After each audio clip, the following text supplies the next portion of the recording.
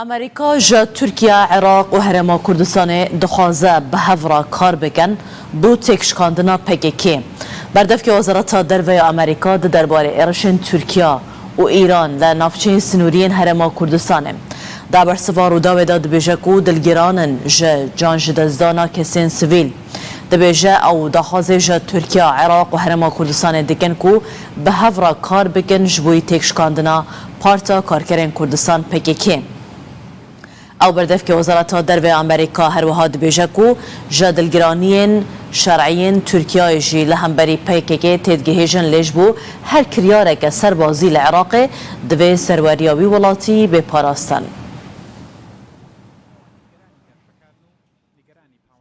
روش علی زاله نشگان روداوی لواشنطن باوی که راست لگل میا روش هن مجارن امده لگل و ویجاره لسر بحث بکین آگاهیان شتوار بگرن آیا کم بلا ام لسر و دانستاندن دیالوگا امریکی عراقی بزانین گیشت کدره گرا دوام کنگی دست بیده که حتی چند انجام گرا یکم وکه آلی امریکی زیده بگشبینی لید دنره ده باندوری لسر بگرا دوام جی بکم هەوار وەکو تۆش بینیت لەو چاوپێکەوتنە کورتەیە کە ئێمە چەند پرسیارێکی دیکەشمان لە دەیڤید کۆپلی کردووە لە ڕاستیە باس لەوە دەکا کە ئەوان خۆشحاڵن بە گەڕی یەکەمی دەرەنجامی گەڕی یەکەمی گفتوگۆکانیان و چاوەڕوان دەکەن لە مانگەکانی هاویندا جارێکی دیکە دانیشتنەوە گەڕی دووەمی گفتوگۆکان دەست پێ بکەنەوە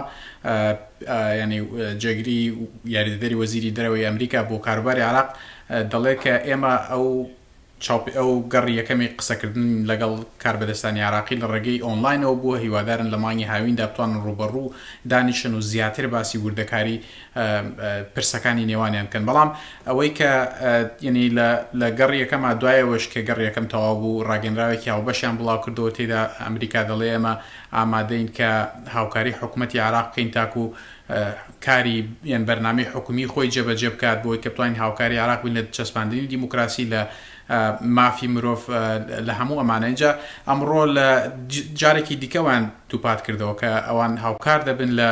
هاوکاریکردنی حکوومەتی عراق بۆی کە بتوانێت ینی پرۆگرامی حکومی خۆی جێبەجێ بکات لە نێویشیاندا ئەمڕۆ من پرسیاری ئەوەشم لێکردن دەربارەی مادەی 140 دەستوری دەربارەی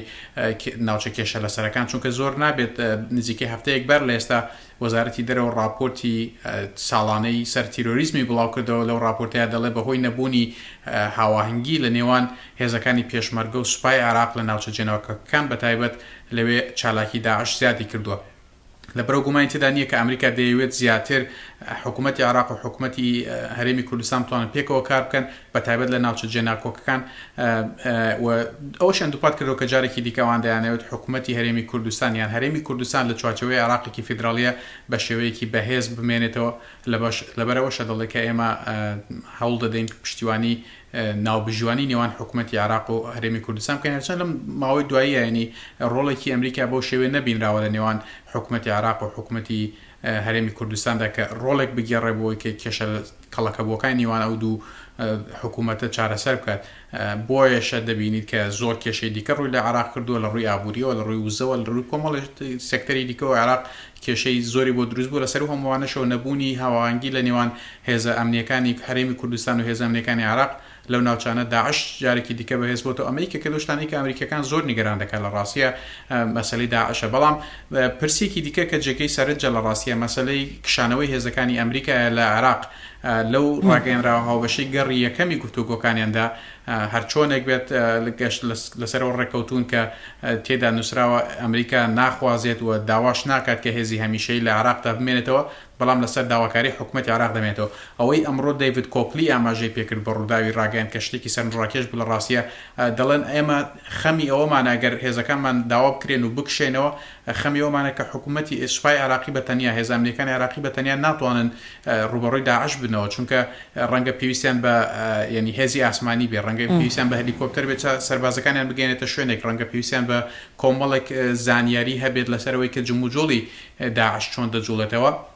ئەوان دەڵێن ئەگەر ئێمە لە عێراق وجودمان نەبێت ناتوانین کە ئەو باشە ئەvê pirsê roj di nava vê diyalogê da heta çend Amerîka dikare aliyên Iraqê iqna bike ku bi taybet ji aliyê hikûmetê kar li ser wan aliyên siyasî û bi taybet kutleyên di nava parlamentoya Iraqê da bûne ku daxwaz kirine hêzên biyanî li Iraqê nemînin hinekî vê daxwaziyê kal bikin di çawa di nava vê diyalogê da di gerên dahatî da zêdetir Amerîka kar li ser bike ئەوەی ئەمڕۆ جێگری یاریدەدەری وەزیری دەرەوە بە منی ڕاگەیان ئەوە بوو کە ئەوان سوورن لەسەرەوەی کە عراقێکی سەقامگیر بێت عراقێک بەجێ بهێڵن کاتێکە عراق بەجێ دەهێڵن عراقێک بەجێ بهێڵن کە خەمیەوە نەبێ جارێکی دیکە سوپای ئەمریکا بگەڕێتەوە جارێکی دیکە شەڕی گروپێکی دیکەی تیرۆریستی یان گروپێکی تونڕە و بکاتەوە لە عراق لەبەرەوە ئەمریکەکان لەگەڵ عراقیەکان جەخت لەوە دەکەنەوە کە ئەوان هەتاکو کاتەی مەترسی گروپە تیرۆریستەکان هەبێت دەیانەوێت لە عراق بمێنەوە مانەوەشیان ینی جگە لە مانەوەی سەربازی لە ڕووی سیاسیشەوە دەیانەوێت هاوکاری عراقن لەوەی کە عراق لەسەر پێی خۆی بۆستێت بە تایبەتیش لە ماوەی ئەم ئیدارەی کۆشکی سپیە جەختێکی زۆر لەسەر ڕۆڵی ئێران هەیە ئەمریکا دەیەوێت کە بتوانێت لە ڕووی سیاسیەوە لە عراق بتوانێت لە نێو عراقەوە کار لەگەڵ عراقەکان کە بۆی کە تۆزێک سەقامگیرتر و لەسەر ینی سەر بەخۆتر بن بە تایبەت لە ڕووی دەستێوەردانی باشە ڕۆژ ئەمریکا هەر دەبارە گرێدای بەvê pirsêve vê diyalogê ئەمریکا çend û çawa li giringiya rûla Herêma Kurdistanê û hebûna nûneratî Herêma Kurdistanê de vê diyalogê da dibîne لە ڕاستیە هەوار ئەمڕۆ منیش تقریبا هەمان پرسیارم لە دەیڤید کۆپلی کرد کە مەسەلەی هەرێمی کوردستان چونکە لە ڕاگەیەنراوی یەکەمە باس لە ڕاگەیەنراوی گفتوگۆکانی گەڕی یەکەمدا باس لە مەسەلەی فیدرالیزم هەر نەکراوە باس لە هەرێمی کوردستان نەکراوە بەڵام ئەمڕۆ من هەمان پرسیارم ئاڕاستی جگری یاریدەدەری وەزیری دەرەوە کرد ئەو دەڵێت کە ئێمە جەخت لەوە دەکەینەوە کە دەمانەوێت هەرێمی کوردستان لە نێو عێراقدا هەرێمێکی بەهێز بێت هەرێمێک بێت کە لە چوارچەوەی عێراقدا بێنێتەوە لە ڕاستی ئەمە پرسیاری ئەوم دەکرد کە ئایا ئێوە چیدی پشتگیری ئەوە دەکەن کە هەرێمی کوردستان ئەو قوارەی کە ئێستا هەیەی لە نێو عێراقدا وەکو خۆی بمێنێتەوە لەو ڕۆژەوە ینی چی دەکەن بۆی کە کێشەکان چارەسەرکەن چونکە ئێستا زۆرێک لە کێشەکان نێوان هەرێمی کوردستان و بەغداد ینی نەک تەنها کێشەی بۆ هەرێمی کوردستان دروستکردو کێشەی بۆ بەغا بۆ عێراقیش دروستکردەوە بە شێوەیەکی گشتی کێشەی بۆ ئامانجەکانی ئەمریکا دروست کردووە بەوتەی ئەمان بەردەوام دەبن لەوەی کە پشتگیری لە هەرێمی کوردستان بکەن بێگومان پشتگیریکردنیش لە هەرێمی کوردستان بۆ مانایە دێت کە دەبێت نیگەرانەکانی هەرێمی کوردستانیش گوێ بگرن لە گفتوگویەکی گرنگی لەم شێوەیە دەبێت کە ینی لایەنی هەرێمی کوردیش هەرێمی کوردستانیش گوێڕایەڵی لێ بکرێت بەڵام تاکو ئێستا وردەکاری ئەوەی کە کێ بەشدار دەبێت و بە تایبەت لە چ ڕۆژێکشدا ئەنجام دەدرێت گەڕی دووەم ئەو زانیاریانە بەوتەی خۆیان تاکو ئێستا ئەو زانیاریانە بەدەستانی ڕۆژ چ دەربارێ داخوایانیا وەزارەتا دەرەوەیە ئەمریکایê لەسەر ێرشên Tirkiyeyên لە دژی پێکێکê لە باشوورê Kurdistanê ku daxwazkiriye her sê alî Tirkiya Iraq û Herêma Kurdistanê bi hev re kar bikin ji bo jinavbirina PKK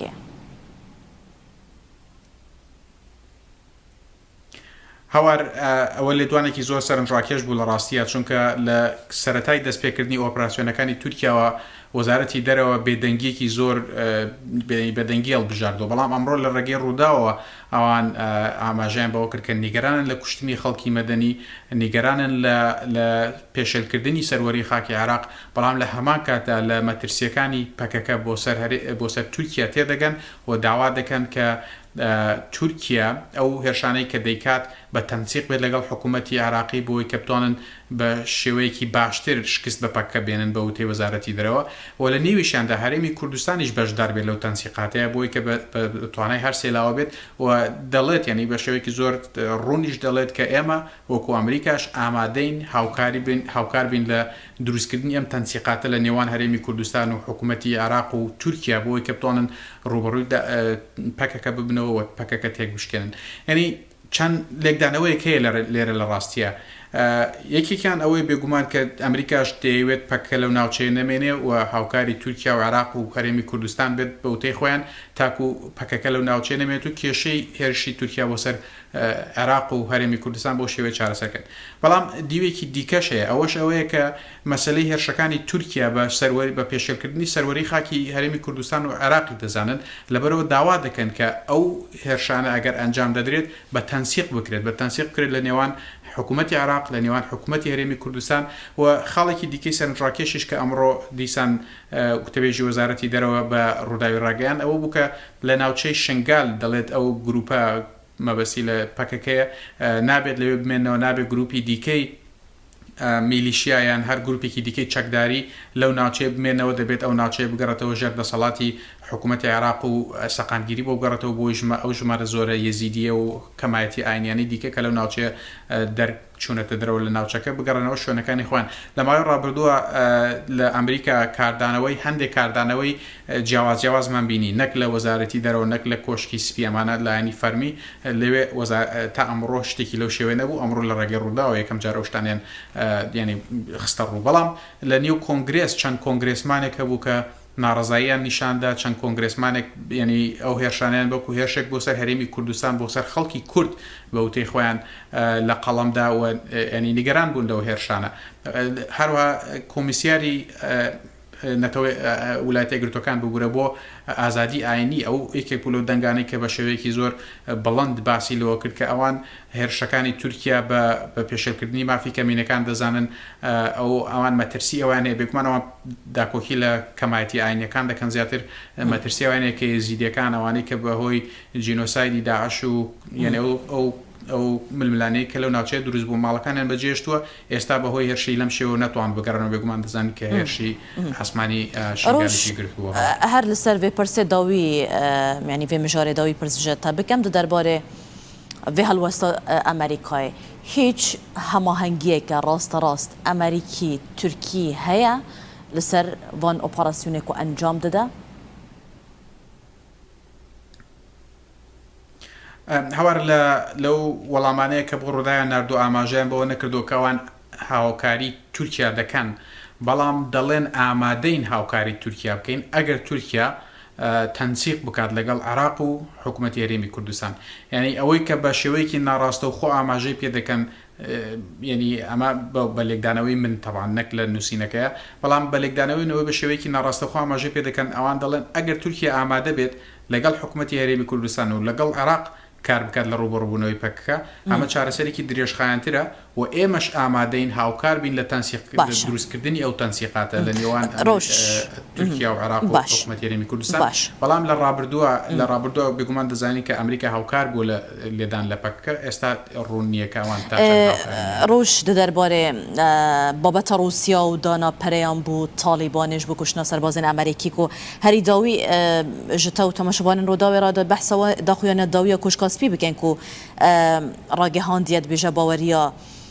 Trump şêwermendê asayişa niştîmanî Amerîka tê ku piştî rexne li rêveberiya Trump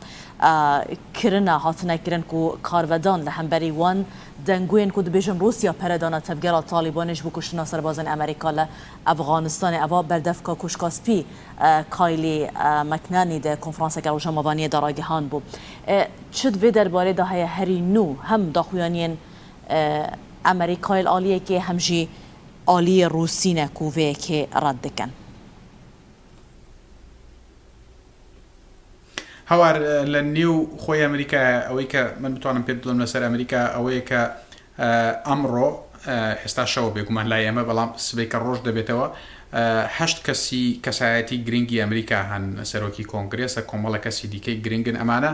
دەستگای هەواڵگری زانیاریان دەداتێ لەسەرەوەی کە چیان لە بەردەستدا هەبووە، بۆچی پێیان وا بوو کە رووسیا پارەی تەرخان کردو بۆ کوشتنی سەربازی ئەمریکی و تا چەند ئەو زانیاریانە پشتڕاست کراونەتەوە. چونکە تاکو ئێستا وەکو تۆش ئاماژە پێکرد، ئەمڕۆ لە پرس کۆنفرانسی کۆشکی سپیشدا ئاماژەی پێکراوەیە کە کۆشکی سپی دۆناڵد ترامپ نکۆڵی لەوە دەکەن کە ئەو زانیاریانە پشتڕاست کرابێتنەوە و ڕاوشکاری ئاسایشی نەتەوەیش بە هەمان ڕای لەگەڵەوان هەیە ئەوان دەڵێن کە ڕاستە ئەم زانیاریانە بەردەوام زانیاری لەم شێوەیە هەیە بەڵام ئەم زانیارە نەگەشتوتە دەستی دۆناڵد ترامپ چونکە لە نێو دەستگای هەواڵگری ئەمریکا بۆ خۆیان دڵنیا نەبوون یعنی چەند کەسێکە بووە وتوتی ڕاستە چەند کەسێکە بووە پێیان وابوو کە زانیاریەکان ڕاستنیە لەبەرەوە نەگەشتوتە دەست کۆشکی سپی بەڵام ئەمڕۆ لە نێو خۆی ئەمریکا ینی باسی ئەو زانیاریانە بوو لە ڕاستیە تەنانەت خێزانی هەندێک لەو سەربازانەی کە لە ئەفغانستان کوژراون ئێستا داوا دەکەن کە بزانن تا چەندێک ئەو هاواڵانە ڕاستن و تا چەندێک رووسیا دەستی هەبووە لە کوشتنی ئەو سەربازانەی کە خێزانی لەگەل